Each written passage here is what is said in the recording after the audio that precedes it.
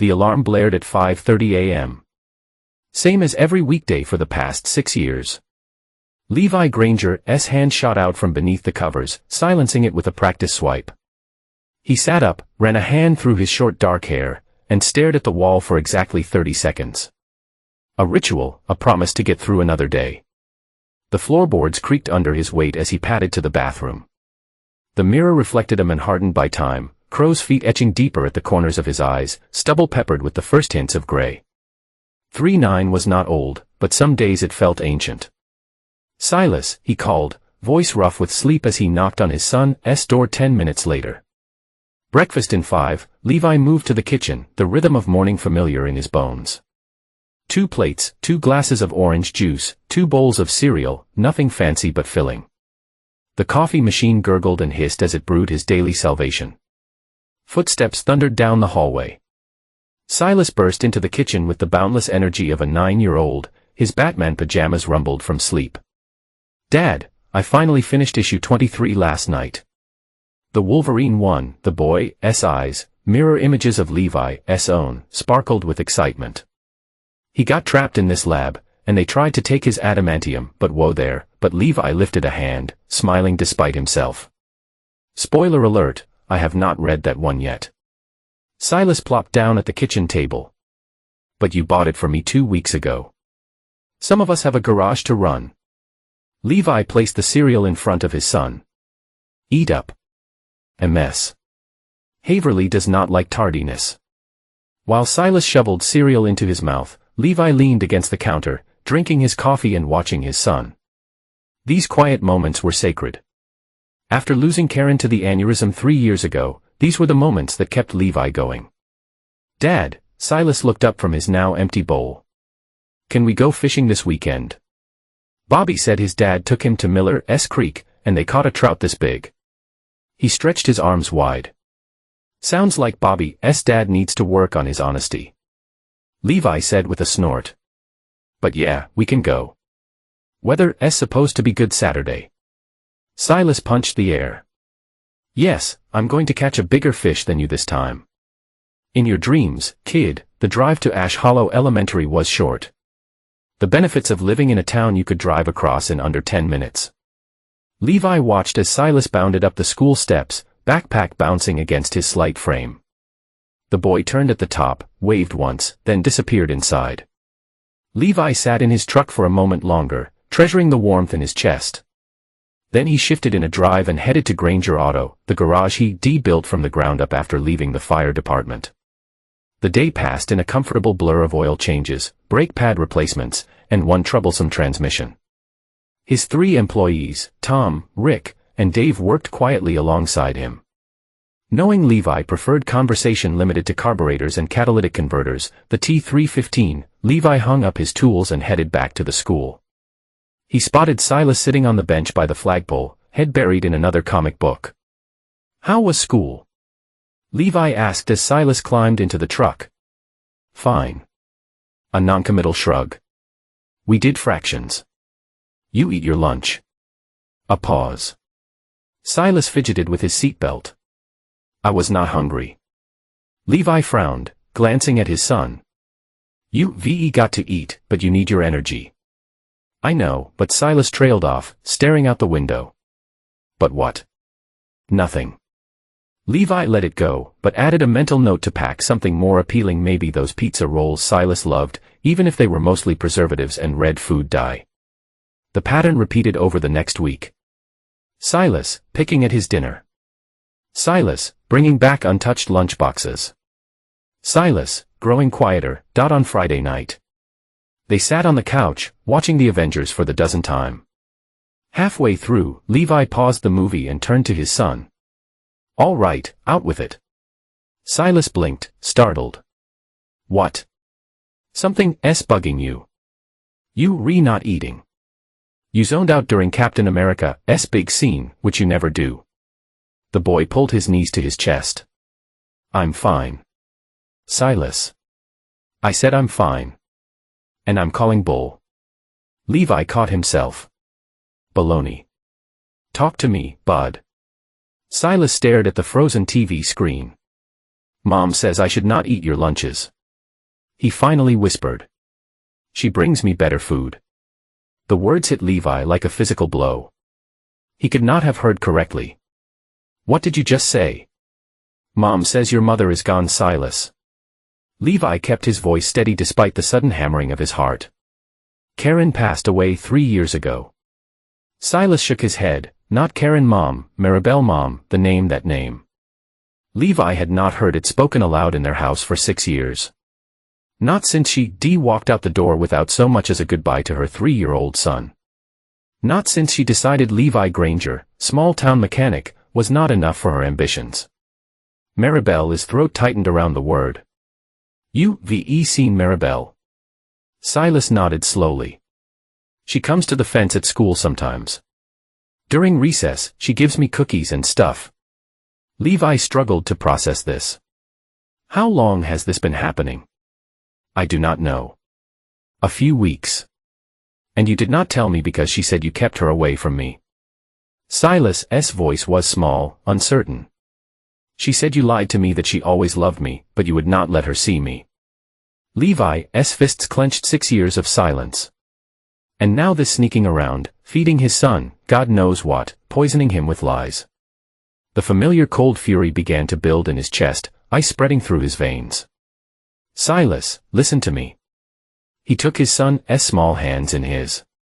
I need you to tell me everything she said to you. Everything.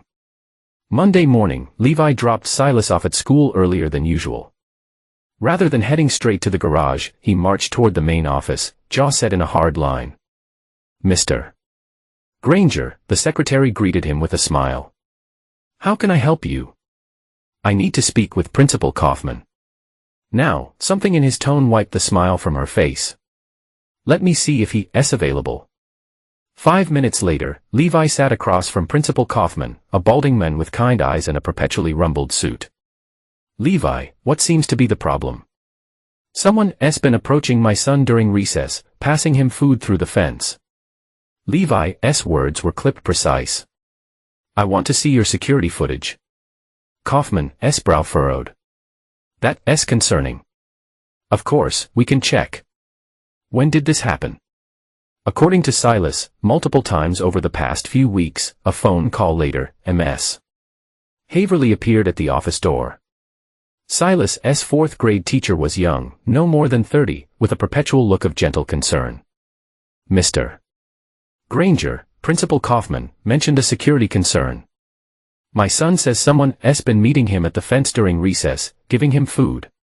Ms. Haverly's eyes widened. That would explain a few things. Silas has been acting differently lately, more withdrawn in class. And he stopped eating with the other children about 3 weeks ago. I need to see the security footage, Levi repeated. 10 minutes later, they huddled around a small monitor in the security office. The school's resource officer, Officer Taylor, scrolled through footage from the previous week. There, Ms. Haverly pointed at the screen. Wednesday, during the afternoon recess, the grainy footage showed children scattered across the playground. Officer Taylor zoomed in on the back fence, where a small figure unmistakably Silas stood alone. A moment later, an adult approached from the other side. Red coat, large sunglasses, medium-length blonde hair. Levi's stomach turned to stone. Even with the poor quality and the distance, he recognized her instantly. Maribel, the footage showed her passing something through the fence. Silas took it, looking around furtively before unwrapping what appeared to be a small package of food. Officer Taylor fast-forwarded. She appears again on Friday. More footage, the same scene, different day. And the Monday before. This is completely unacceptable. Principal Kaufman said gravely, we'll increase supervision immediately and alert all staff. I want to know how she got that close to begin with, Levi growled. That fence is supposed to keep strangers out. The playground backs up to public property. Officer Taylor explained, we not legally prevent someone from walking on the sidewalk there. So my son's safety comes second to her right to lurk around a schoolyard. Levi stood abruptly, chair scraping against the floor. I want a restraining order. Mr. Granger, Ms. Haverly said gently, I understand you upset, but there are procedures. She abandoned him. Levi cut in 6 years ago. No calls, no cards, nothing. Now she shows up out of nowhere, feeds him who knows what, and fills his head with lies. This isn't a custody dispute. This is he stopped for some self to breathe. This is wrong. Officer Taylor nodded. I'll help you file a report.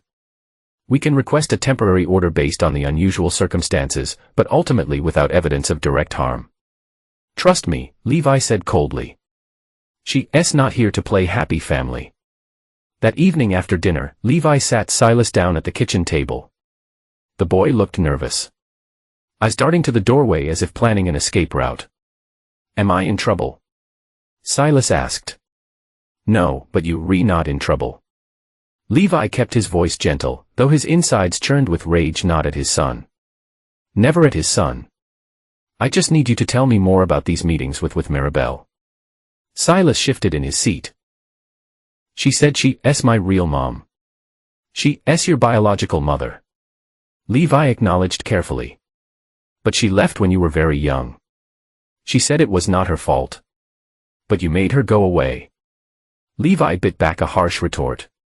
That's not true, Silas. She chose to leave. She gives me special treats. Cupcakes and stuff. Silas suddenly doubled over, clutching his stomach. Dad, my tummy hurts again. Alarm surged through Levi. Again, as has happened before. Silas nodded miserably a couple times after eating the cupcakes. Why did not you tell me? She said. Silas broke off as another cramp hit him. He turned pale. She said you'd be mad if you knew I was talking to her. Levi helped Silas to the bathroom, just in time. The boy vomited violently, his small body shaking with the effort. When he finished, Levi wiped his face with a damp cloth and carried him to bed. I do not feel good, Silas whispered. I know, but Levi smoothed his son's hair back from his forehead. Try to get some sleep. I'll check on you in a bit.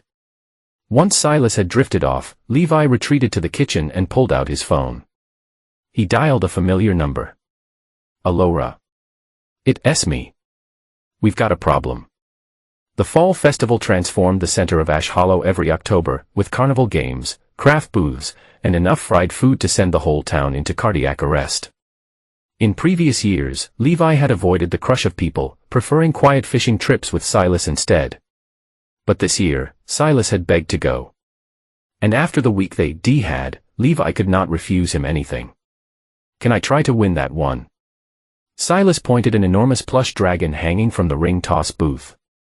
Sure thing, but Levi handed over a $5 bill to the attendant. 3 rings, please. As Silas focused intently on his throws, Levi scanned the crowd. He had not mentioned to Silas, but Alora had texted earlier. She's here. Red coat. East side by the funnel cakes. Dad, look, I got one. Silas jumped excitedly as a second ring caught on a bottle. Great job. One more to go. Levi continued his survey of the festival grounds. Then he saw her. Maribel stood by the funnel cake stand, dressed in an expensive-looking red pea coat, her blonde hair falling in perfect waves around her shoulders. She looked exactly as she had 6 years ago. Not a day older, like she'd been preserved in amber. Beside her stood a tall man with close-cropped hair and the hard physique of someone who spent serious time at the gym. Silas's third ring clattered to the ground. Darn it. Here you go, young man. The booth attendant handed him a small stuffed penguin. Consolation prize. Thanks. Silas turned to Levi. It's not the dragon, but it's still cool. Very cool. Levi agreed. Forcing a smile. Listen, I just saw Miss Haverly over there. I need to talk to her about your science project. Why do not you check out the games while I do that? By myself. Silas's eyes widened. You re-9 now. I think you can handle it. Levi pulled out a 20. Stay where I can see you. No leaving this area. Okay. As Silas darted off toward the balloon dart throw, Levi made his way through the crowd toward Maribel. She spotted him coming.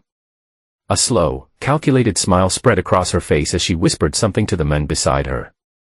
"Well, well," she said as Levi approached. "Look what the cat dragged in." "What are you doing here, Maribel?" Levi kept his voice low, conscious of the families milling around them. "It's a public event." She took a delicate bite of funnel cake. "And I grew up here too. Remember, I have every right to enjoy the festival." "Cut the crap. You've been stalking our son." "Our son." She emphasized the word. "Funny how you remember that now." The man beside her shifted, drawing himself up to his full height, at least 2 inches taller than Levi. "This him?" he asked Maribel, looking Levi up and down with undisguised contempt. "Levi, this is Colt Renwick." Maribel slipped her arm through Colt's. "My boyfriend, Colt, did not offer his hand. Heard a lot about you." "Funny, I've heard nothing about you." Levi turned his attention back to Maribel. "Stay away from Silas." Maribel's smile never faltered, but her eyes hardened. "You look tired, Levi. Still playing mechanic? How's that working out for you?" "My work is not the issue. You sneaking around my son's school, filling his head with lies, and making him sick, that's the issue." "Making him sick?" She widened her eyes in mock horror. "I would never. I've only been trying to give my son some decent food for once. God knows what you feed him. He threw up after eating your treats. Twice. Kids get stomach bugs all the time." She shrugged one elegant shoulder. "Maybe you should take better care of him." Levi took a step closer, lowering his voice to a dangerous whisper. "I filed a police report.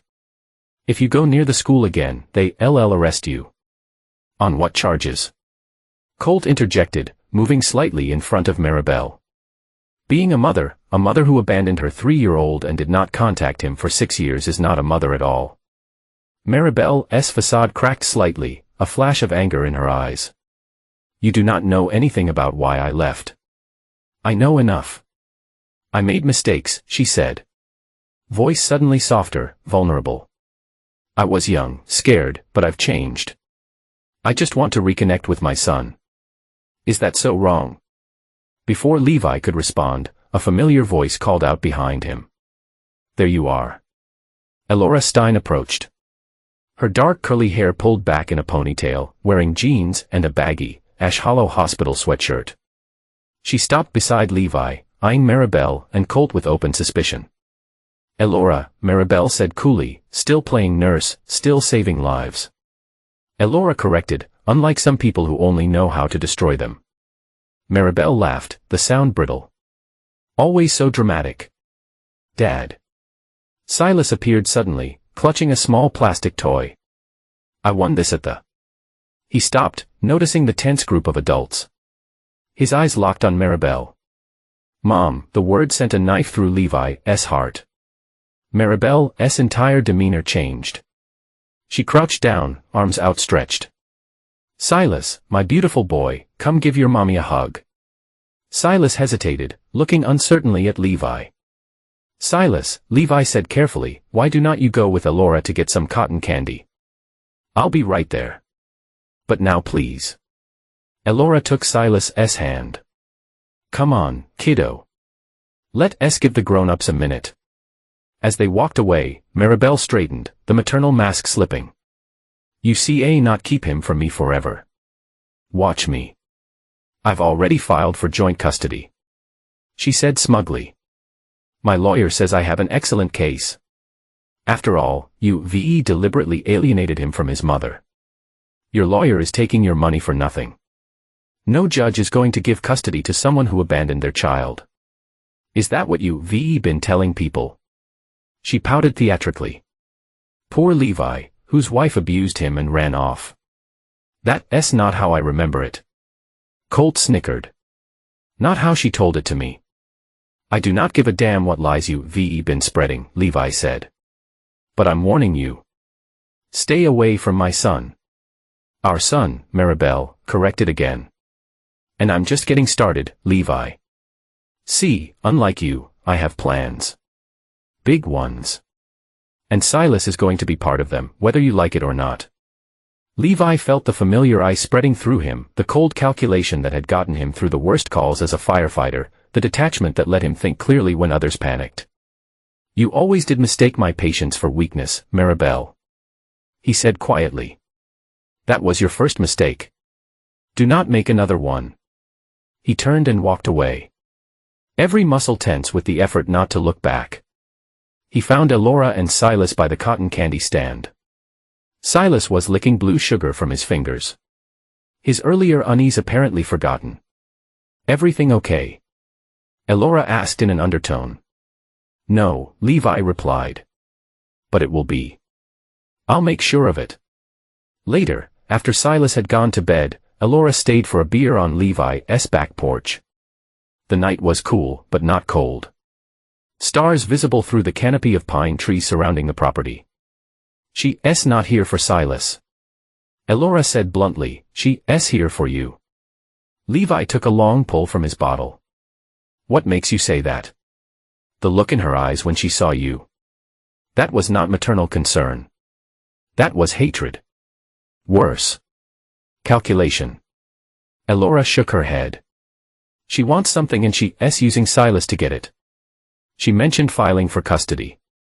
Do you believe her? With Maribel, it's hard to tell what's a bluff and what's a genuine threat." Levi sighed. "I need to call my lawyer tomorrow.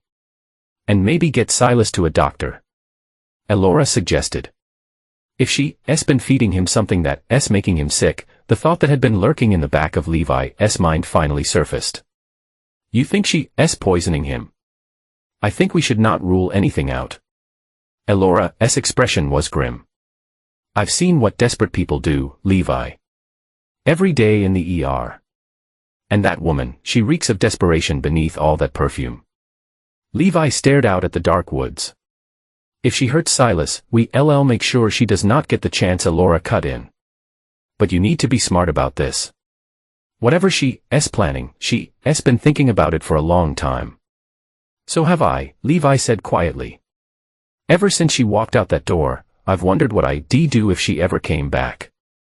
And now I know." He turned to Elora, his oldest friend, the only person who knew all his secrets.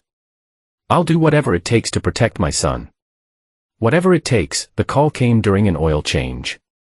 Levi's phone vibrated in his pocket. And he almost ignored it until he saw the school's number on the display. "Mr. Granger," the secretary's voice was tight with concern. "You need to come to the school right away. It's Silas." The drive that normally took 7 minutes took 3. Levi burst through the doors of Ash Hollow Elementary, heart hammering in his chest. "Where is he?" he demanded at the front desk. "Nurse's office," the secretary replied, pointing down the hall. "He collapsed during math class." The nurse's office was cramped, mostly filled by a narrow cot where Silas lay curled on his side, face pale and damp with sweat. The school nurse, Mrs. Dobson, stood over him with a worried frown.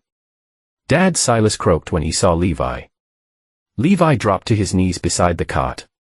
"Hey, bud, what happened?" "My stomach really hurts."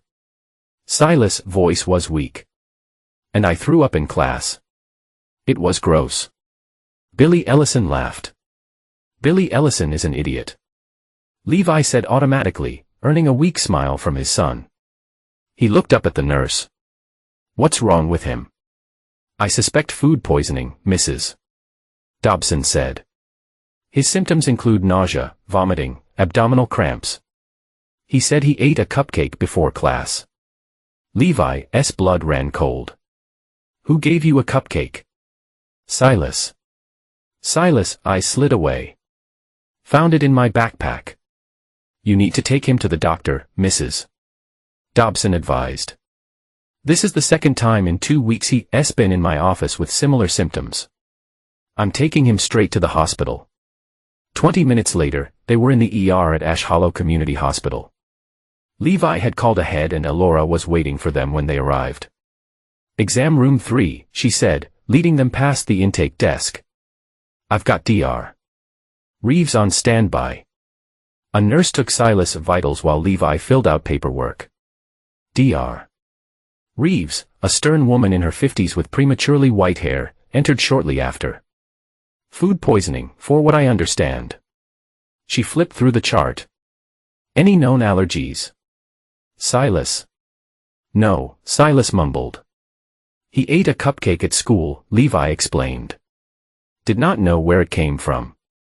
Started feeling sick after. Dr. Reeves examined Silas, then stepped into the hallway to confer with Alora. Levi strained to hear their murmured conversation. Unusual symptoms for simple food poisoning. Could be something more toxic. Blood tests. When they returned, Dr. Reeves' expression was carefully neutral. We're going to run some tests, Mr. Granger. Silas will need to stay for a few hours. Levi nodded, trying to ignore the knot of dread in his stomach. Whatever he needs. Later, while Silas slept in a hospital bed, Alora pulled Levi into an empty consultation room. The preliminary tests show trace amounts of ethylene glycol in his system, she said, without preamble. What's that? Antifreeze.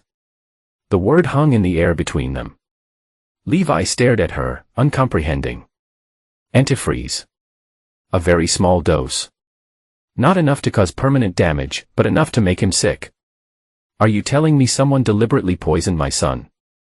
Alora held up a hand. We see a not prove intent. It could be contamination. Something on the baking surface, improper cleaning of bullshit.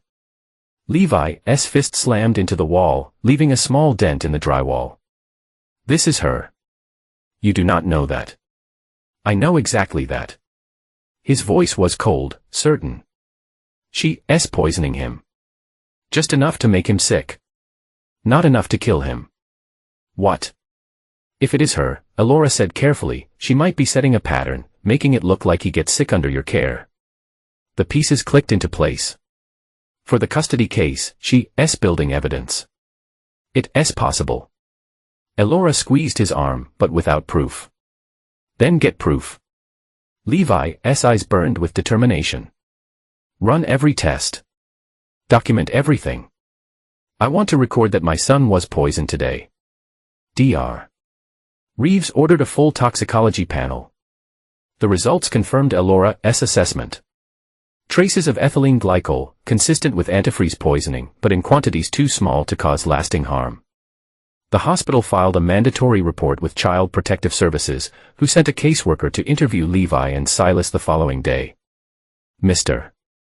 Granger, the caseworker, Ms. Phillips, was young, but with weary eyes that had seen too much. Can you think of any way your son might have come into contact with antifreeze? Do you work on cars at home? I own a garage, but I do not bring chemicals home. Levi said flatly, and I keep the garage spotless. My guys know the rules. Could Silas have gotten into something at school or at a friend's house? He ate a cupcake someone put in his backpack. That's what made him sick. Ms. Phillips made a note. And who had access to his backpack? It stays in his cubby at school. Anyone could have put something in it. You mentioned in your statement that you suspect your ex-wife may be involved. Levi explained about Maribel's return, the meetings at the fence, the previous stomach upsets that coincided with Silas eating food she'd given him. Has she made any threats? Indicated she wants custody of Silas. She told me she's filing for joint custody, but she abandoned him 6 years ago. Never called, never visited. Now suddenly she's back with a boyfriend, passing him food through the school fence, telling him I kept her away from him. Ms. Phillips' expression remained carefully neutral. I'll need to speak with her. Good luck with that. She's a professional liar. After the caseworker left, Alora brought Silas a popsicle and sat with him while Levi stepped outside to call his lawyer. Mike, I need you to file for a restraining order. Today, Levi pays the hospital parking lot. She's escalating. Levi, slow down. Mike Carver had been a friend before he was Levi's lawyer. Who's escalating? What's going on? Levi explained the situation in clip sentences. Jesus, Mike exhaled heavily. Okay, I'll file for an emergency temporary restraining order. But without direct evidence linking her to the poisoning, it might not stick. She's going to hurt him again. I know it. Then we need to be smarter than her. Mike said, set up surveillance, document everything. If she's filed for custody like she claims, we need to be ready to fight. Trust me, Levi said grimly. I'm ready. Later, when Silas was clear to go home, Levi tucked him in a bed with a glass of ginger ale and his favorite stuffed dog, a worn beagle named Rusty. You feeling better, bud? Silas nodded a little. Dad, yeah, Mom said not to tell you about the cupcake. His voice was small, uncertain. She said you'd be mad at me. Levi sat on the edge of the bed. I'm not mad at you, Silas. Not ever. But I need you to promise me something. What? Do not eat anything she gives you anymore. No matter what she says, tears welled in Silas' eyes. But she'll be sad. She says she misses me. If she misses you, she can talk to my lawyer. Levi softened his tone. I know this is confusing. But right now, I need you to trust me. Can you do that? Silas nodded slowly. I guess. Good boy. Levi kissed his forehead. Get some sleep. Things will look better in the morning. But as Levi left the room, he knew things would not be better. This was just the beginning. The restraining order was denied. Without direct evidence linking Maribel to the poisoning. The judge deemed the request speculative and potentially vindictive. Mike had warned Levi it was a long shot, but the rejection still burned. We need to try a different approach. Mike advised over the phone. Has she formally filed for custody yet? Nothing's been served.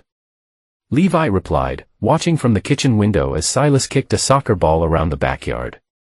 But it's coming. I can feel it. Then we need to be proactive.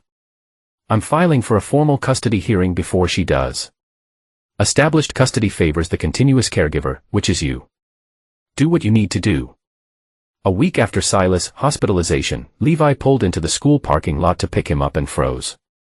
A sleek black Range Rover was parked near the exit. Leaning against it, scrolling through her phone with practiced disinterest, was Maribel. Beside her, Colt stood with arms crossed, surveying the school grounds like a prison guard. Levi parked and stalked toward them. What are you doing here? Maribel looked up with faint surprise. Picking up my son, of course. You do not have custody. You do not have visitation. You do not have anything. Actually, she pulled a document from her purse. I have this. Levi scanned the paper. A temporary order allowing Maribel supervised visits with Silas twice weekly, pending a full custody hearing. This is bullshit, he growled. You have not been in his life for 6 years. A grave mistake, I'm rectifying. Her smile was diamond sharp. The judge was very sympathetic when I explained how you kept me from my son. I kept you. You left. You walked out without a backward glance. That's not how I remember it. She glanced over his shoulder. Ah, there he is. Silas. Over here, sweetheart. Silas had emerged from the school. Backpack slung over one shoulder. He spotted them and froze. Uncertainty clear on his face. Dad, he called, not moving. It's okay, bud. Levi called back, never taking his eyes off Maribel. Go wait in the truck. I'll be right there. Silas hesitated, then darted toward Levi's truck, throwing a wary glance at Maribel and Colt as he passed. He does not want to see you. Levi said flatly, because you poisoned him against me. Maribel countered. But that will change. Our first supervised visit is tomorrow at 4. The community center. Do not be late. And I'll be there. Colt added with a smirk, keeping an eye on things. Levi took a step closer to him. You stay away from my son. Or what, grease monkey? Colt's eyes glittered with anticipation. You gonna do something about it? Careful, Colt. Maribel placed a manicured hand on his arm. Levi has a temper. Would not want him to make a scene in front of all these parents. Levi forced himself to step back. This is not over. Oh, it's only just beginning. Maribel smiled. See you tomorrow, Levi. Do not forget 4:00 sharp. In the truck, Silas was hunched in the passenger seat, staring straight ahead. You okay, bud? Levi asked, starting the engine. Do I have to go with her? For now, yes. But I'll be there too. Levi pulled out of the parking lot, deliberately not looking at the Range Rover. It's only for an hour. What she tries to give me more food.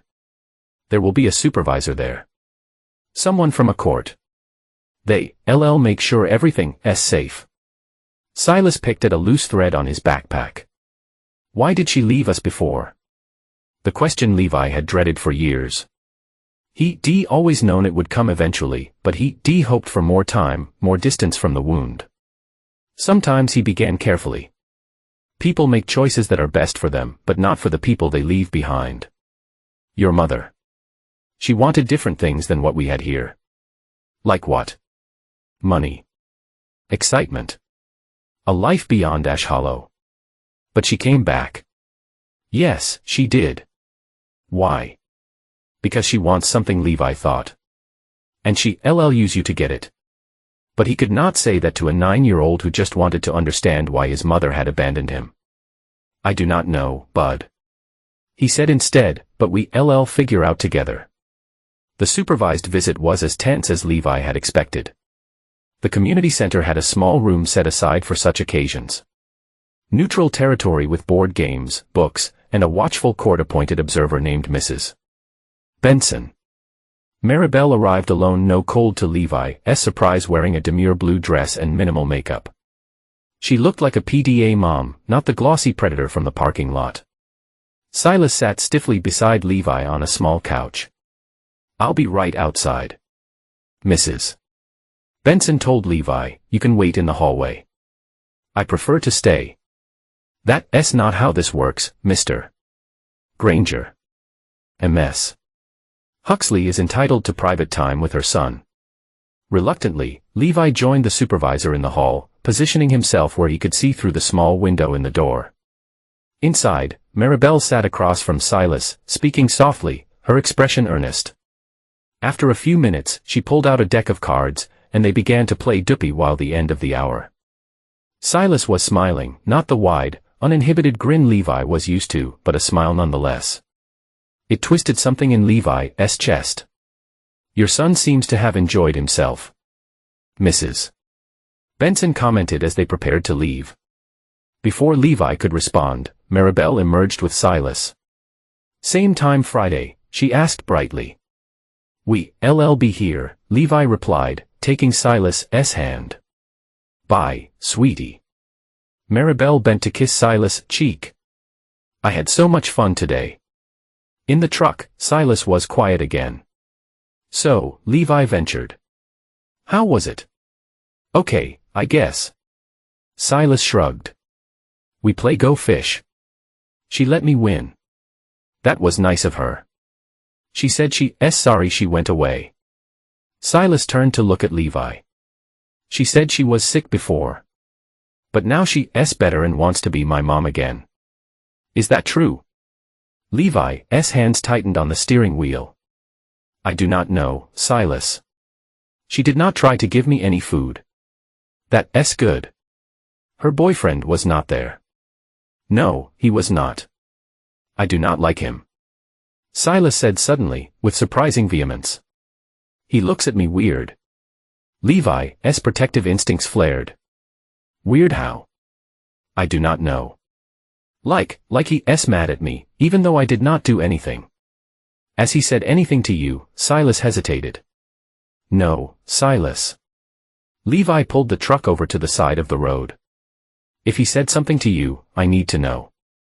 It was not to me. Silas mumbled. I heard him talking to her after soccer practice last week. Before you pick me up, Levi frowned. They were at your soccer practice. Silas nodded. They were watching from their car. I saw them when I went to get my water bottle. They did not see me coming. What did you hear? He said, the kid's not worth this much trouble. And she said, "The kid is our ticket.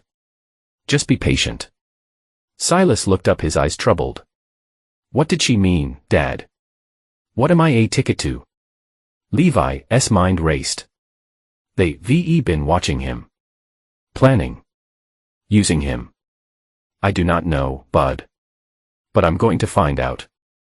The next day, Levi installed cameras around the perimeter of their house. Small, unobtrusive devices that would alert his phone if they detected movement. He added new deadbolts to the doors and windows. "Is not this a bit much?" Elora asked, watching him work. "Not if it keeps him safe."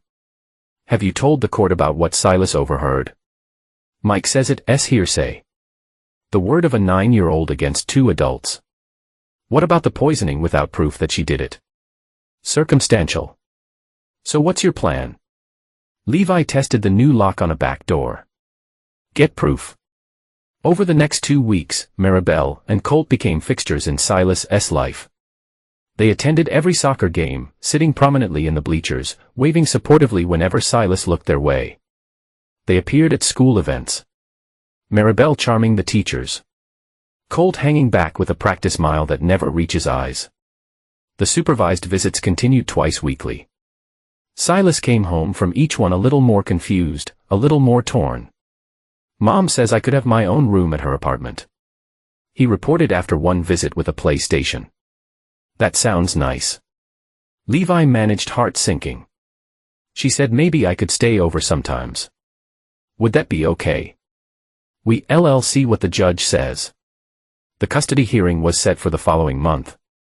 Mike prepared Levi for the worst. "She's good," Mike admitted grudgingly. "The perfect repentant mother. She's got character witnesses lined up, people from church, her landlord, even a therapist who will testify she's worked through her abandonment issues. It's all an act." Levi insisted.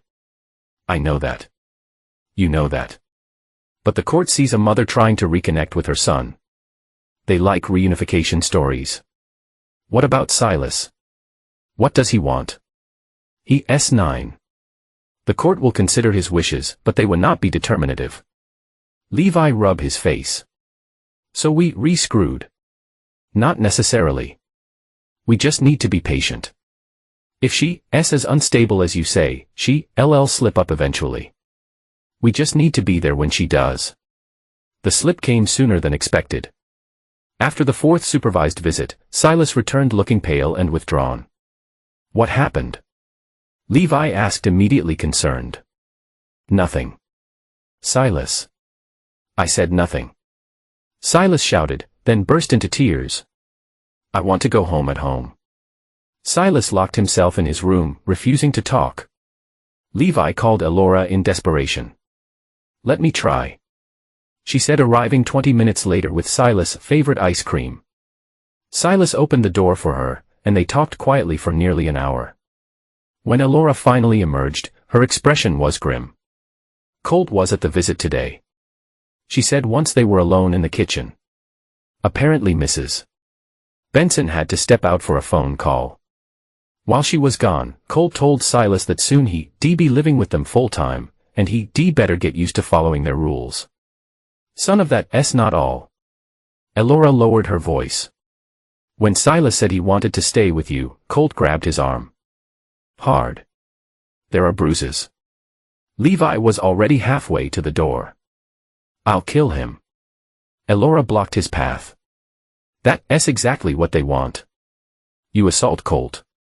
You lose Silas for good. Think Levi."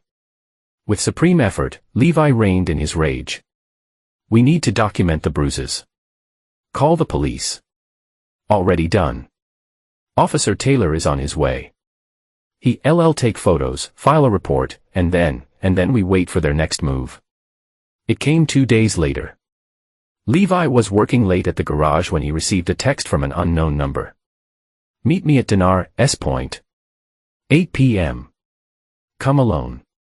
Dinar's Point was an overlook on the outskirts of town.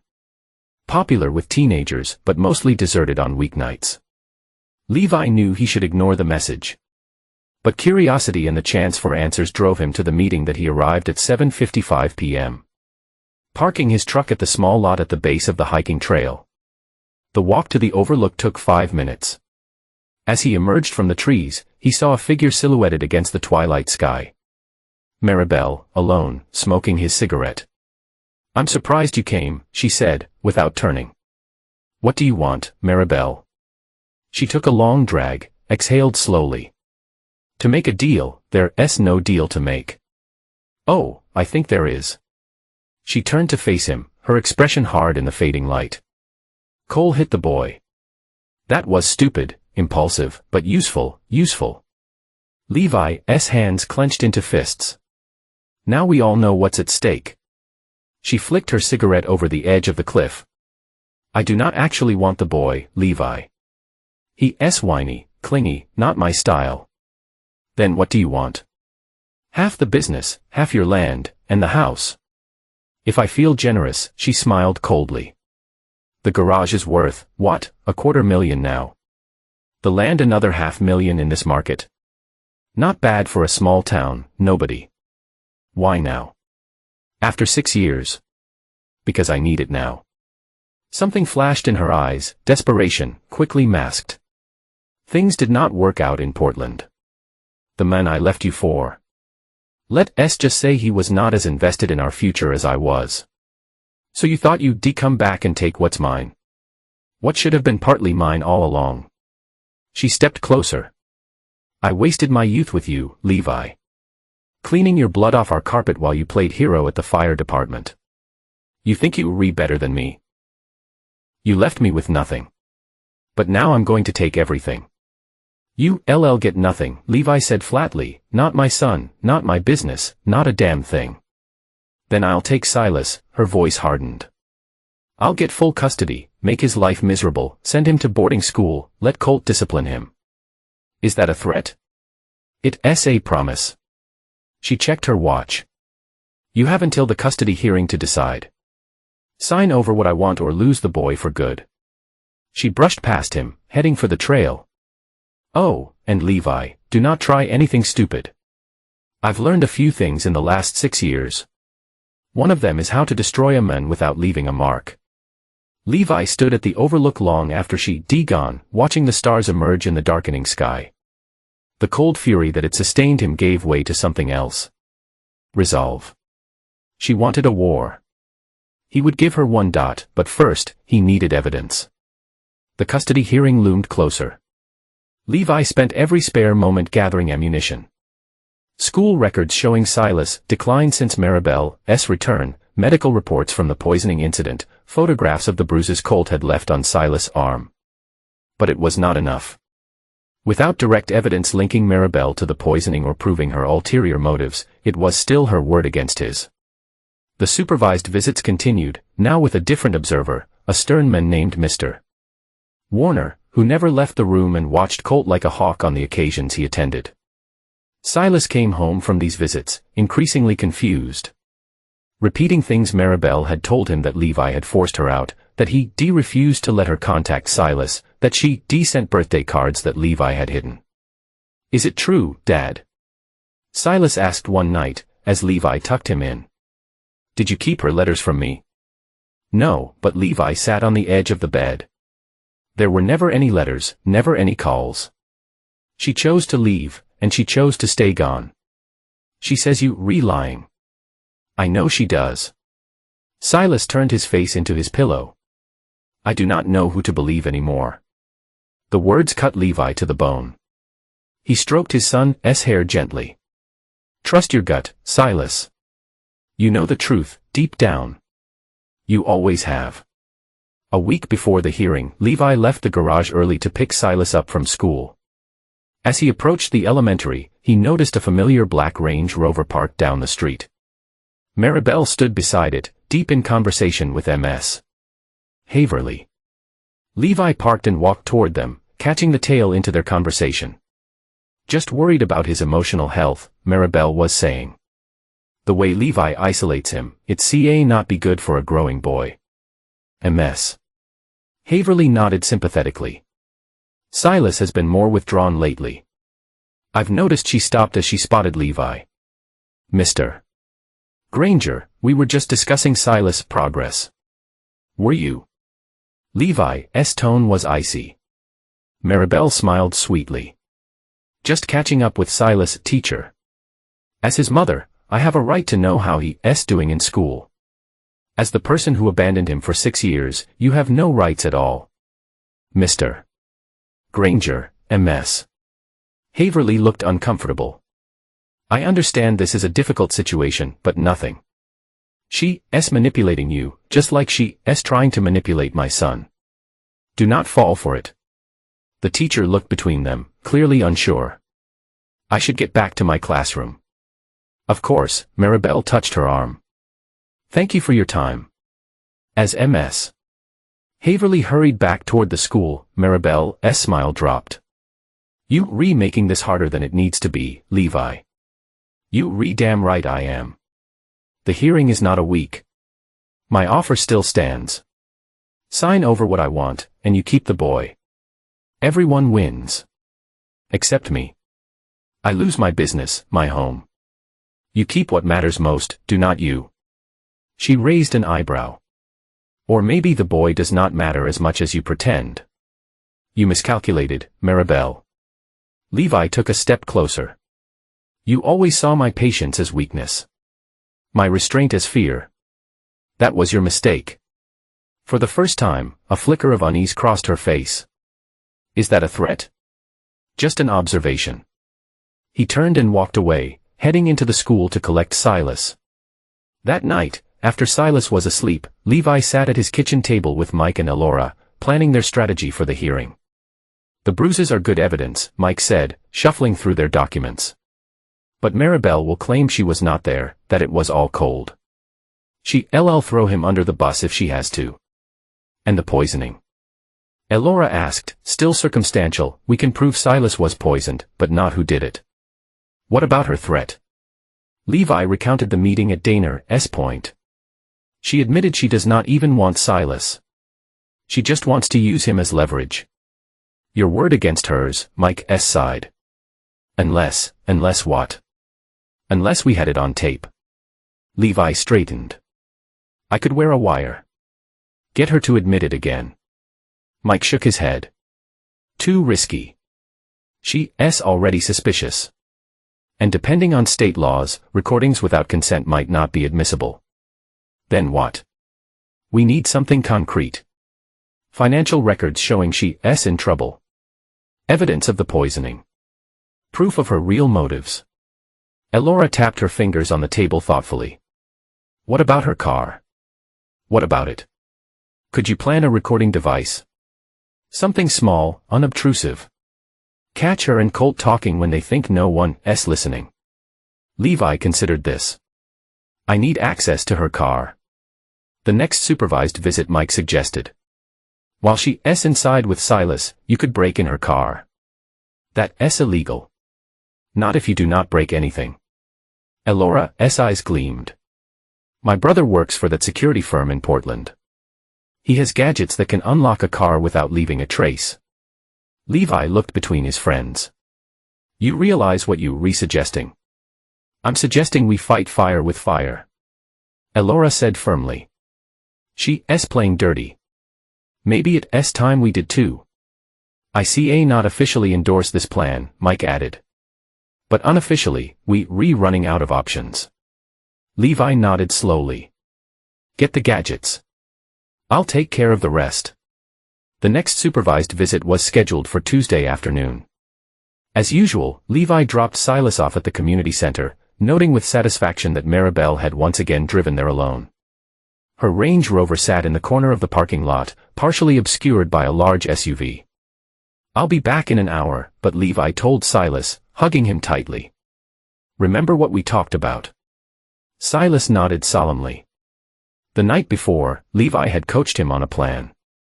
Keep Maribel talking, ask about her past, her childhood, anything to keep her in the room for the full hour as Silas disappeared inside with Mr. Warner. Levi casually walked to his truck, then doubled back toward Maribel's Range Rover, keeping the SUV between him and the community center windows. In his pocket was a small device Elora's brother had provided, a magnetic audio recorder no bigger than a matchbox. Using the electronic lockpick, he had the car open in seconds. He placed the recorder under the passenger seat, activated it and slipped back out, locking the door behind him. The entire operation took less than a minute. Levi spent the hour at a coffee shop across the street, nursing an Americano and checking his watch obsessively. When it was time to pick up Silas, he returned to find the boy waiting with Mr. Warner. "Good session today," the supervisor commented. They played some board games, talked about school, whereas Ms. Huxley, Levi asked, noticing her absence, got a phone call, had a step out, said to tell Silas goodbye for her.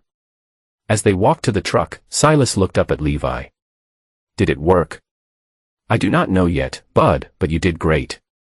2 days passed with no word from Alora's brother, who had promised to retrieve the recorder at the next opportunity. On Friday evening, as Levi and Silas were eating dinner, Levi's phone buzzed with a text. "Got it. Meet at E's after 9. After Silas was asleep, Levi drove to Alora's small bungalow on the other side of town.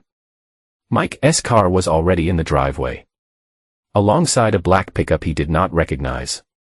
Inside, Alora introduced her brother, James, a lanky man in his early 30s with the same curly hair and sharp eyes as his sister managed to grab it during their dinner date.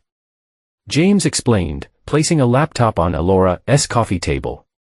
They parked behind a steakhouse and went inside. Took all of 30 seconds. "Any good?" Mike asked. "Oh yeah." James' mouth curved in a grim smile.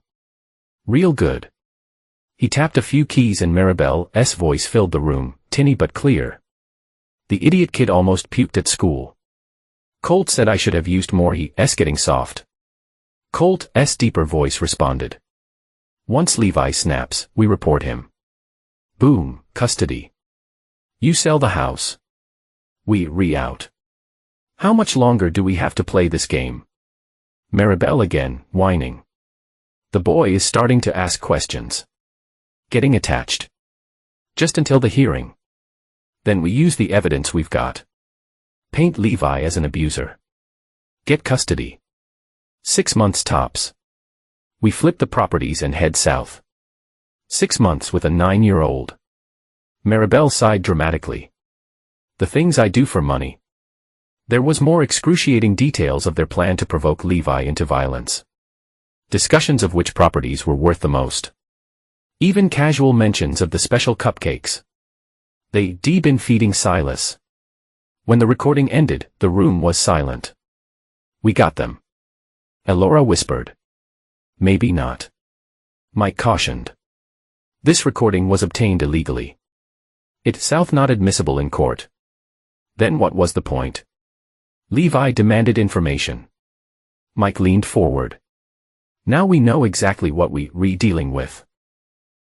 And maybe there's a way to use this information without using the actual recording. How we anonymously tip off CPS, send them a copy of the audio, claiming it came from a concerned neighbor who overheard them. CPS has to investigate any credible report. That could work. James admitted. It's how we often get evidence to the right people without compromising sources. Do it. Levi decided today. The next morning, Mike called with news. CPS had received an anonymous tip and was reopening their investigation into Silas's poisoning.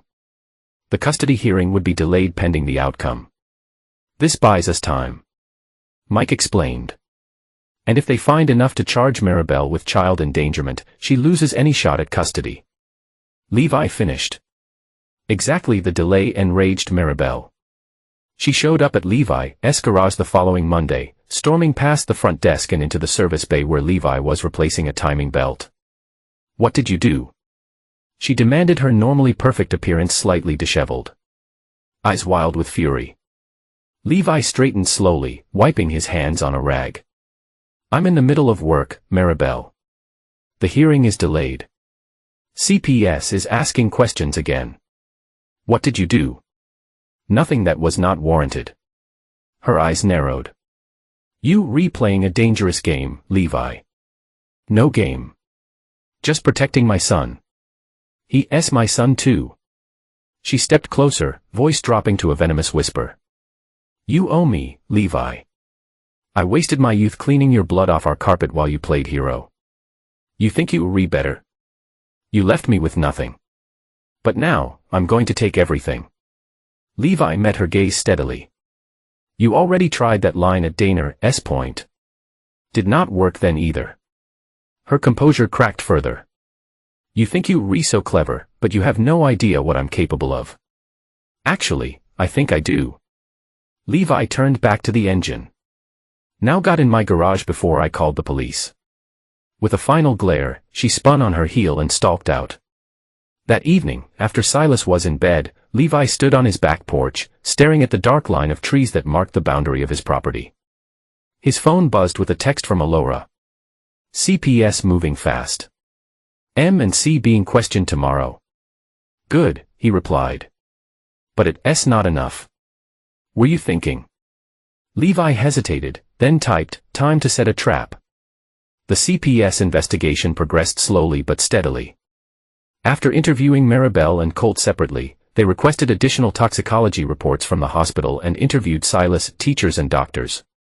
The custody hearing remained on hold, much to Maribel's visible frustration. She's getting desperate. Alora observed one evening, watching from Levi's living room window as Maribel's Range Rover drove slowly past the house for the third time that week. That's when people make mistakes. Or when they get more dangerous, Levi countered, drawing the curtains closed. Silas says she's been leaving voicemails on a school iPad, saying I'm keeping them apart, that I'm going to send them away to boarding school. Could she access his iPad remotely? Should not be able to. I changed all the passwords after she showed up. Check anyway. Alora advised. She's resourceful. That night, after Silas was asleep, Levi examined his son's iPad. Sure enough, there were a dozen voicemails from an unknown number. Maribel's voice, alternately cajoling and distressed, telling Silas how much she missed him, how cruel his father was being, how they'd be together soon if he just did exactly as she said. Jesus, Levi muttered, forwarding the messages to Mike. More evidence, he texted. She's directly contacting him against court orders. The next morning, he took the iPad to the local tech shop and had it completely wiped and reset with new parental controls that would flag any suspicious contacts. But the damage was done. Silas grew more withdrawn, torn between his loyalty to Levi and the manipulative pull of the mother he barely knew, but desperately wanted to believe in. She says you lying about everything. Silas confessed one night during dinner, that you the one who poisoned me to make her look bad. Levi set down his fork, stomach churning. Do you believe that? Silas stared at his plate. No, I do not think so. But what? Why would she say it if it was not true? Moms are not supposed to lie. Some people lie for all kinds of reasons, but even parents, she says she has proof that she's going to show it in court. And then I'll have to live with her. A chill ran down Levi's spine. What kind of proof? Pictures or something? I do not know. Silas pushed his peas around his plate. Dad, I do not want to live with her. Her boyfriend scares me. Levi reached across the table and squeezed his son's hand. You will not have to. I promise. That night, Levi called Mike with a new plan. I want to file for full custody and terminate her parental rights completely. No more supervised visits. No more contact. On what grounds? Child endangerment, emotional manipulation, the bruises from cold, the poisoning, the illegal contact, all of it. It's a lot to ask of the court, Mike warned. Terminating parental rights is an extreme measure. So is poisoning your child to gain custody of property. Levi countered. Make it happen, Mike. The next day, armed with a court order, Levi took Silas to meet with an independent child psychologist recommended by CPS. Dr. Francis, one had 30 years of experience evaluating children in custody disputes and a reputation for cutting through adult manipulation to reach the truth. While Levi waited in the outer office, Silas spent 2 hours with Dr. Wynne. The time crawled by, each minute stretching into what felt like hours. Finally, the office door opened and Silas emerged, looking drained but somehow lighter. Mr. Granger, Dr. Wynne called. Could you join us for a moment? In her office, Silas curled up in a large armchair while Dr. Wynne sat behind her desk, her expression grave but kind. Silas has shown remarkable courage today, she began. He shared some very troubling experiences. Levi glanced at his son, who gave a small nod. I told her everything, Silas said quietly. About the cupcakes. About Colt hurting my arm. About the things Mom said on the iPad. Silas has provided a consistent, detailed account that aligns with the medical and physical evidence. Dr. Wynne continued. In my professional opinion, he is being truthfully honest. And based on what he told me, I have serious concerns about Ms. Huxley's fitness as a parent. Will you testify to that? Levi asked. I'll be submitting a comprehensive report to the court and CPS. And yes, I will testify if needed. Later, as they drove home, Silas stared out the window, unusually quiet. You did a brave thing today, Levi told him. Telling the truth is not always easy. Dr. Wynne said Mom might not be able to see me anymore. Silas' voice was small. Even for visits. Is that okay with you? Silas considered this for a long moment. I think so, he finally said. She's not like I thought a mom would be. No, Levi agreed softly. She's not. The following week brought developments in rapid succession. CPS issued a temporary no-contact order, barring Maribel from communicating with Silas in any way pending the outcome of their investigation. Dr. Wynne South report to the court recommended immediate suspension of all visitation rights, citing a pattern of manipulative and potentially harmful behavior. But most shocking of all was the news Mike delivered on a rainy Thursday afternoon. Levi, I think we've got her. The toxicology lab finally identified the compound in Silas' system from the hospital visit. It's a specific formulation of ethylene glycol used in high-end automotive antifreeze, the exact brand sold at Colt's gym. His gym? What are you talking about? Colt Rennick owns Cross Train Fitness on Maple Street. They sell supplements, protein powders, the works. And according to their purchase orders, which we subpoenaed last week, they also buy antifreeze and bulk for their fleet of promotional vehicles. Levi's mind raced, so we can prove they had access to the poison. Better than that, the security footage from the gym shows Maribel entering the storage room the day before Silas got sick. She was only in there for 3 minutes, but it's enough to establish opportunity. This is it. Levi could hardly believe it. This is what we needed. There's more. Mike's voice held a note of grim satisfaction. Remember how you mentioned Colt had financial problems? Yeah, Maribel said something about needing money, that things did not work out in Portland. Well, I had my paralegal dig in a Colt's background. The man is drowning in debt. His gym is failing. He's behind on loan payments, taxes, everything. According to county records, he's facing foreclosure on the property. What does that have to do with us? I'm getting there. While we were investigating, I noticed something interesting. A lot of Colt's debt has recently been consolidated under a single creditor. Someone bought out all his loans. Who would do that? That's the beauty of it. It was a shell company. Untraceable at first glance. But my paralegal is thorough. She traced it back through 3 layers of incorporation. And it's you, Levi, or rather, a company controlled by you. Levi froze. What are you talking about? I did not buy anyone's debt. No, but Shania Voss did. The name clicked in a place. Shania Voss's mother's maiden name combined with Karen's middle name. The corporation he set up years ago on his accountant's advice for liability protection when buying additional property for the garage's expansion. Shania Voss, LLC, now owns all of Colt Renwick's debt, Mike continued, which means you have a legitimate financial claim against him and his business. Levi sat back stunned. I did not authorize this. No, but your accountant did under the General Investment Authority. You granted the LLC. He says he saw it as a sound financial move buying distressed debt at a discount. How much are we talking about? Around $40,000, with penalties and interest closer to $50,000 now. An idea began to form in Levi's mind, a cold, calculated plan that fit together like the precision parts of an engine. What happens if Colt ca not pay?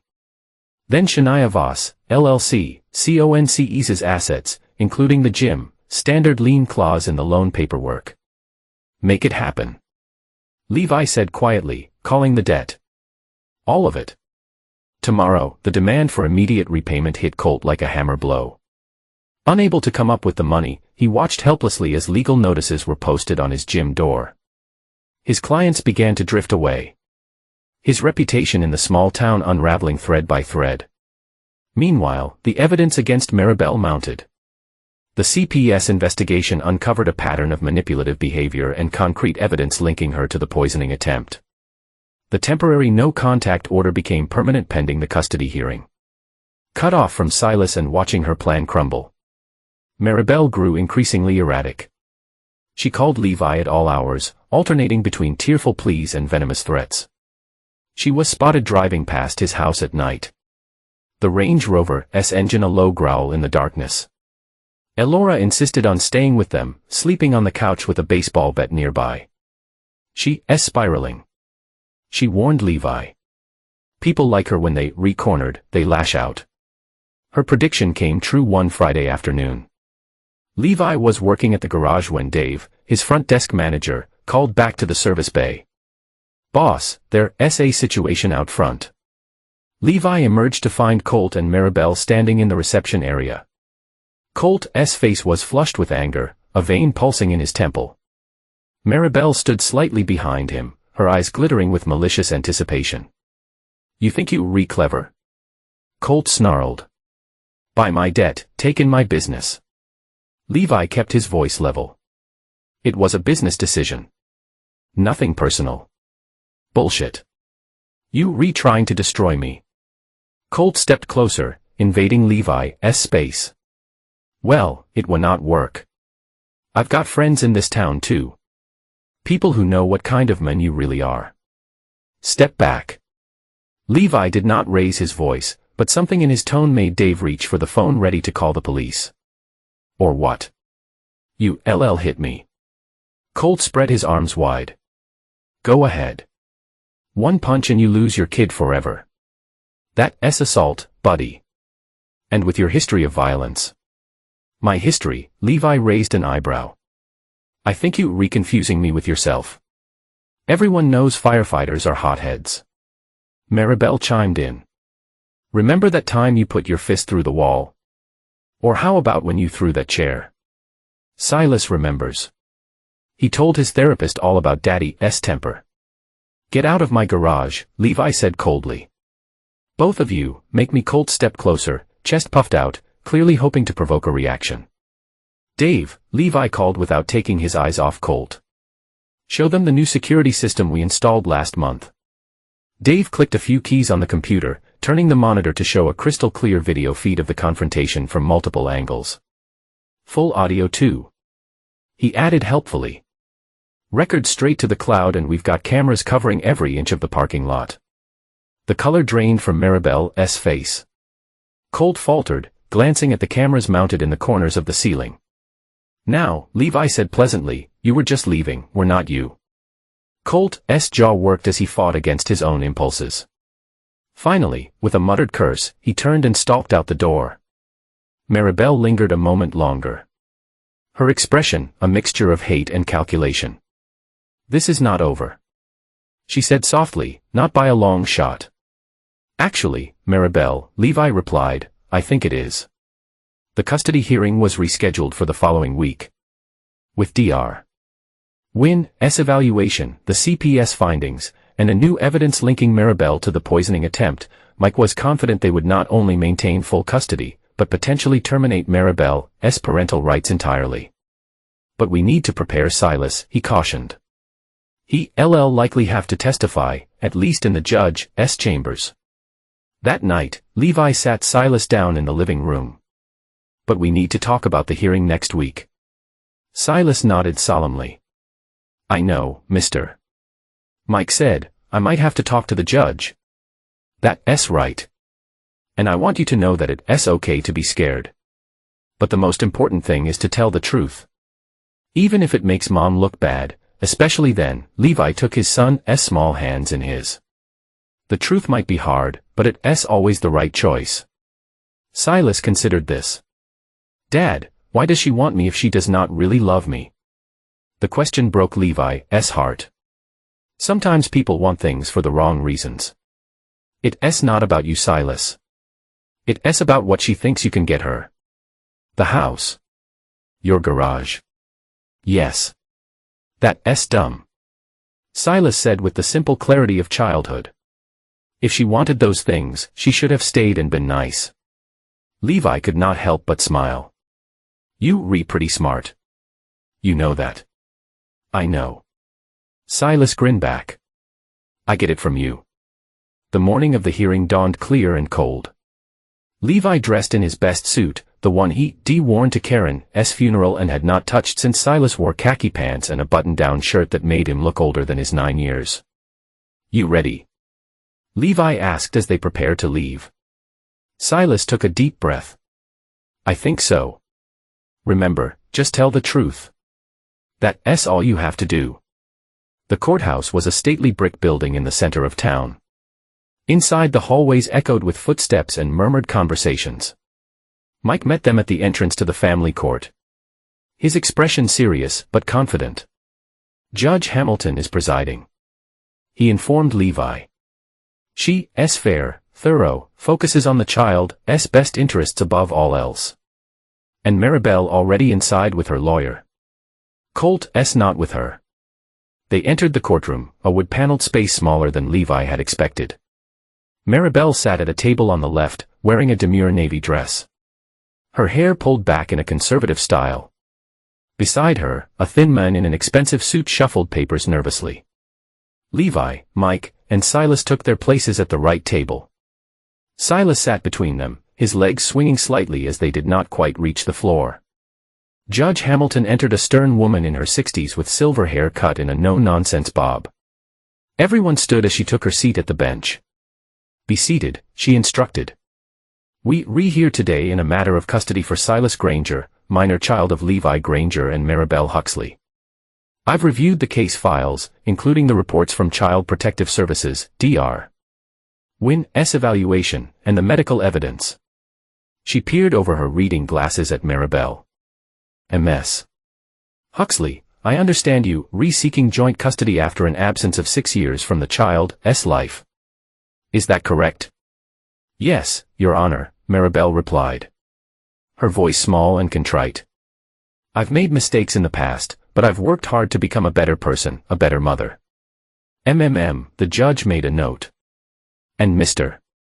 Granger, you're seeking not only to maintain full custody, but to terminate Ms.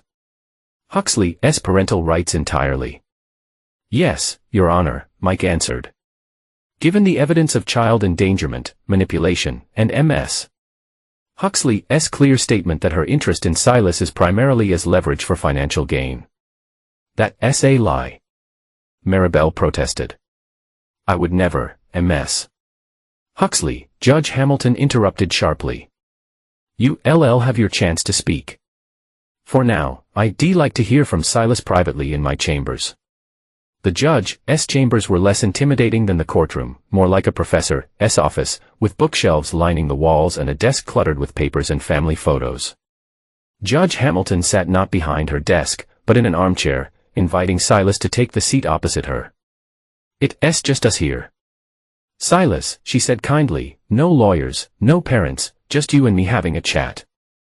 Is that okay? Silas nodded. Good. I want you to know that nothing you say will get you in trouble. I just want to understand what's been happening and how you feel about it. Can you tell me about your mom coming back into your life? Silas took a deep breath and began to speak quietly at first. Then with growing confidence, he told the judge everything. The meetings at the school fence, the cupcakes that made him sick, the bruises from Colt, the voicemails on his iPad. Mom told me if I cried enough, I'd get to live with her and her boyfriend. But I do not want that. His voice trembled slightly as he finished. I want to stay with my dad. He's always been there. He does not lie to me. Judge Hamilton nodded gently. Thank you, Silas. You've been very brave. When they returned to the courtroom, the proceedings continued with testimony from Dr. Wynne, who did not mince words in her assessment. Based on my evaluation, I consider Maribel Huxley to be a manipulative and potentially dangerous presence in Silas's life. She has systematically attempted to alienate him from his father through lies, has exposed him to toxins causing physical illness, and has demonstrated a disturbing lack of genuine concern for his emotional well-being. Maribel's lawyer tried to discredit the evaluation, suggesting Dr. Wynne was biased, but his arguments fell flat against the weight of her professional credentials and the corroborating evidence. Next came Officer Taylor, who testified about the bruises on Silas's arm and the pattern of concerning behavior observed over the previous months. Following him, a toxicologist explained the findings from Silas's hospital visit, confirming that the ethylene glycol found in his system matched the specific formulation used at Colt's gym. Throughout the testimony, Maribel grew increasingly agitated, whispering furiously to her lawyer, who looked increasingly uncomfortable. When it was her turn to testify, she attempted to present herself as a reformed woman who had made mistakes but deserved a second chance. I was young when I left, she explained, dabbing at her eyes with a tissue. I was not ready for the responsibilities of motherhood, but I've changed. I've grown. I only want what's best for Silas. Ms. Huxley, Judge Hamilton fixed her with a penetrating stare. If that's the case, perhaps you could explain the recording submitted by CPS, in which you discuss using Silas as a ticket to obtaining property and express irritation at having to spend time with him. Maribel paled. That's not what I meant. It was taken out of context, and the evidence linking you to the poisoning incident. I would never hurt my son. Maribel's composure cracked. That was all Colt's idea. I did not know what he was planning. He said it would just make the boys sick enough to miss school. Not to. She stopped abruptly, realizing what she admitted. Her lawyer closed his eyes in defeat. The final piece of evidence came when Mike played a recording, the one recovered from Maribel's car, now legally obtained for the CPS investigation. Maribel's own voice filled the courtroom. The idiot kid almost puked at school. Colt said I should have used more. He's getting soft, and Colt's reply. Once Levi snaps, we report him. Boom, custody. You sell the house. We re-out. Maribel's face contorted with rage. That's illegal. You not use that. Actually, Ms. Huxley, Judge Hamilton said coldly. This recording was legally obtained through the CPS investigation after an anonymous tip. The content has been verified as authentic by forensic analysts. As the hearing continued, the full extent of Maribel and Colt's plan unraveled. Financial records showed Colt's desperate financial situation. The manipulation of Silas was documented in painful detail, and their ultimate goal to obtain control of Levi's assets through custody of Silas became undeniably clear. But the final blow came from an unexpected quarter. As the hearing was wrapping up, the courtroom doors burst open, and a uniformed police officer entered, approaching the judge's bench. Your Honor, he said, handing her a document. I have an arrest warrant for Colt Rennick on charges of assault and battery. What is the meaning of this? Judge Hamilton asked, scanning the warrant. Mr. Rennick assaulted Levi Granger in the parking lot approximately 20 minutes ago. We have multiple witnesses and security footage. Mr. Granger is being treated for minor injuries at the hospital. Silas' eyes widened in alarm. Dad. Is Dad okay? Your father will be fine. Mike assured him quickly, though his own expression was shocked. Judge Hamilton frowned. Where is Mr. Rennick now? In custody, Your Honor. We reprocessing him downtown. Maribel stood abruptly. This is a setup. Levi provoked him. I know it. Sit down, Ms. Huxley, Judge Hamilton ordered. Officer, thank you for bringing this to my attention. The officer nodded and left the courtroom. Judge Hamilton surveyed the room, her expression grave. In light of all the evidence presented today, including this disturbing new development, I'm prepared to render my decision. She turned to Maribel. MS. Huxley, your actions demonstrate a pattern of manipulation, deceit, and disregard for your son's welfare that I find deeply troubling. You have used him as a pawn in a scheme to extort property and assets from his father, exposed him to physical and emotional harm, and shown little genuine concern for his well-being. She shifted her gaze to include the entire courtroom. It is the finding of this court that Levi Granger shall retain full and exclusive custody of Silas Granger. Furthermore, I am terminating all parental rights of Maribel Huxley, effective immediately. MS. Huxley is to have no contact whatsoever with a minor child, directly or indirectly. The judge continued, her voice hardening. Additionally, I am ordering a criminal investigation into the attempted poisoning of Silas Granger, with both MS. Huxley and Mr. Renwick named as persons of interest. Vliff, please detain MS. Huxley pending further investigation. Maribel's mask crumbled completely. You see not do this, she shrieked as the bailiff approached. He's my son. Mine. I have rights. Not anymore. You do not. Judge Hamilton said coldly. Take her away. As Maribel was led from the courtroom, still screaming, Silas turned to Mike, his eyes wide with confusion and relief. Where's my dad? I want to see my dad. We'll go to him right now. Mike promised, gathering their papers. The hearing is over, Silas. You're safe now. Outside the courthouse, reporters had already gathered, drawn by the drama of Maribel's arrest and rumors of the confrontation with Colt. Mike shielded Silas from their questions, guiding him quickly to the CARAT, the hospital. They found Levi in the emergency room, being treated for a cut above his eye and bruised knuckles. He sat up as soon as he saw Silas, opening his arms. Silas ran to him, burying his face in his father's chest. Dad, are you okay? I'm fine, but Levi held his son tight. Just a little scuffle. What happened? Mike asked in an undertone. Colt was waiting in the parking lot when I stepped out to call Alora. Levi explained quietly, started ranting about how I'd ruined everything. Why try to walk away? He sucker punched me. Luckily, there were witnesses and security cameras. The judge terminated Maribel's parental rights. Mike informed him, full custody to you, and she ordered a criminal investigation into the poisoning. Relief washed over Levi's face. It's over. It's over. They both went down swinging, but they re-down for good. The aftermath unfolded over the following months. Colt was charged with assault and, later, with conspiracy to commit child endangerment. With his gym seized by creditors and his reputation in ruins, he accepted a plea deal. 3 years in prison in exchange for testimony against Maribel. Maribel herself faced more serious charges: attempted poisoning of a minor, child endangerment, conspiracy to commit fraud. The evidence against her was overwhelming, especially once Colt turned on her, revealing their entire plan in exchange for leniency. It was a cold, rainy day in February when Levi received the call from Mike. She took a deal 7 to 10 years with mandatory psychiatric evaluation and treatment.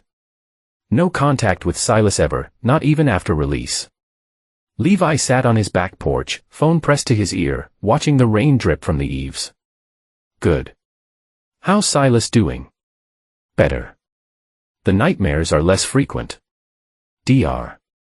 Wynn says he's processing everything remarkably well. Kids are resilient, especially when they have a solid foundation. That's what I'm trying to give him. After hanging up, Levi remained on the porch, lost in thought. The past 6 months have been a crucible, burning away everything. But what truly mattered in that fire, he discovered exactly how far he would go to protect his son. And it was further than he'd ever imagined. He'd been ruthless, calculated, even manipulative in his own way. He'd set traps and sprung them without mercy. But unlike Maribel, he'd done it all for Silas, not for property or revenge. The garage was thriving. Colt's gym, after being seized, had been sold at auction, ironically to a women's self-defense studio. Levi had moved on, rebuilding the quiet life he and Silas had enjoyed before Maribel's return, but with a new appreciation for its fragility. That a week later, a letter arrived from the women's prison where Maribel was serving her sentence. Levi recognized her handwriting on the envelope, the swooping curves and sharp angles unchanged from years ago. He held it for a long moment, feeling its insignificant weight in his hand. Then he walked to the fireplace, struck a match and watched the unopened letter curl and blacken in the flames, taking whatever poisonous words it contained with it. That evening, Elora came over for dinner, bringing homemade lasagna and garlic bread that filled the house with mouth-watering aromas. Silas had set the table without being asked, arranging the plates in silverware with careful precision. "This is amazing," Levi said as they ate. "You should open a restaurant instead of sticking needles in people all day." Elora laughed. "Cooking for 2 people is therapeutic. Cooking for 100 would be torture." "Dad says I can join the baseball team in the spring," Silas announced, changing the subject with the abruptness of childhood. "Coach Myers said I have a good arm." "You definitely do," Elora agreed. "Remember that time you threw a rock all the way across Miller's Creek?" I could not believe it. Silas beamed at the memory, then grew thoughtful. "Dad, is Mom ever coming back?" The question caught Levi off guard. He and Elora exchanged a quick glance before he answered carefully. "No, but she's not coming back. She's in prison. And after that, she's not allowed to contact us." "Good." Silas nodded decisively. "I like our life better without her."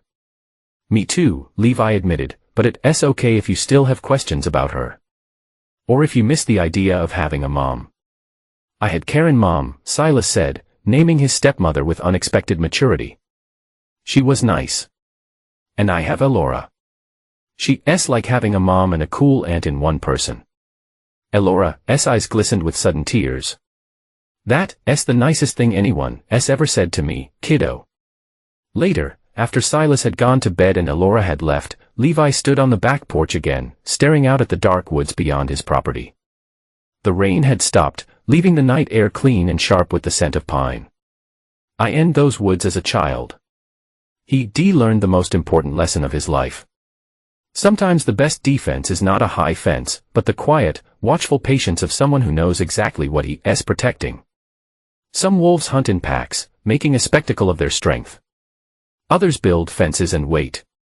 Levi Granger was done waiting. His fence was built, his son was safe, and the wolves have been driven back into the darkness where they belonged. He turned and went inside, closing the door softly behind him.